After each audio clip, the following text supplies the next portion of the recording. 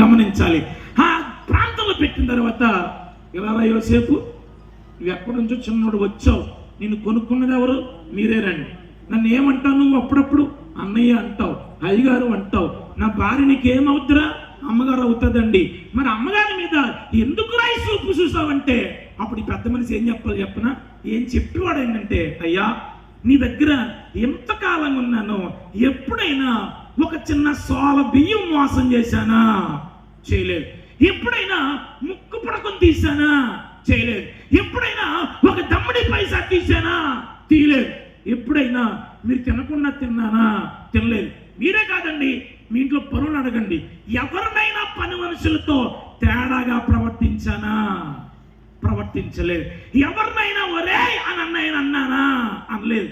ఇంత తప్పు చేయను అని నీ భార్య పట్ల ఎలాగో తప్పు చేసిన అనుకుంటున్నావయ్యా?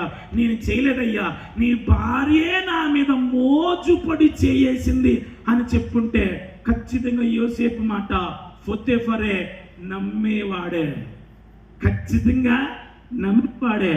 కానీ ఎందుకు చెప్పలేదు మరి?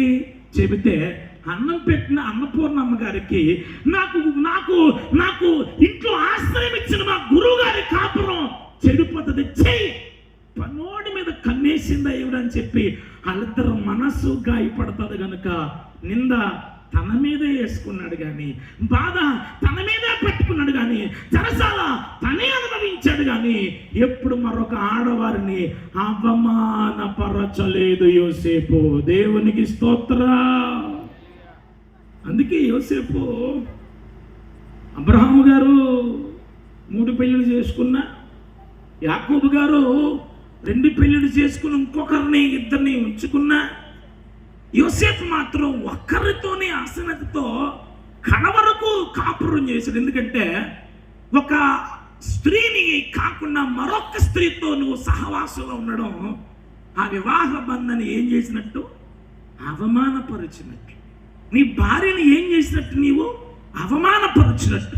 దేవుడు పెట్టిన పరిశుద్ధమైన నియమాన్ని నీవు దాటినట్టు కనుక పొర్రపాటు కూడా తప్పుడు పని చేయలేదు. మరో వ్యక్తిని మీకు జ్ఞాపకం చేస్తాను. ఇక్కడ యోసేపు, పాత నిబంధన యోసేపు నింద తన మీదే వేసుకున్నాడు కానీ he was not trying to defending himself. తను కాపాడుకోలే. ఇప్పుడు కొత్త నిబంధన యోసేపు దగ్గరకు వద్దాం. అయ్యగారికి విషయం తెలిసింది. బాబు, మీ ఆవిడ భాగ్యవతి అనుకున్నావేమో, మీ ఆవిడ గుణవతి అనుకున్నావేమో, నీ భార్య గర్భవతి అని చెప్పగానే యోసేపు ఎవరు?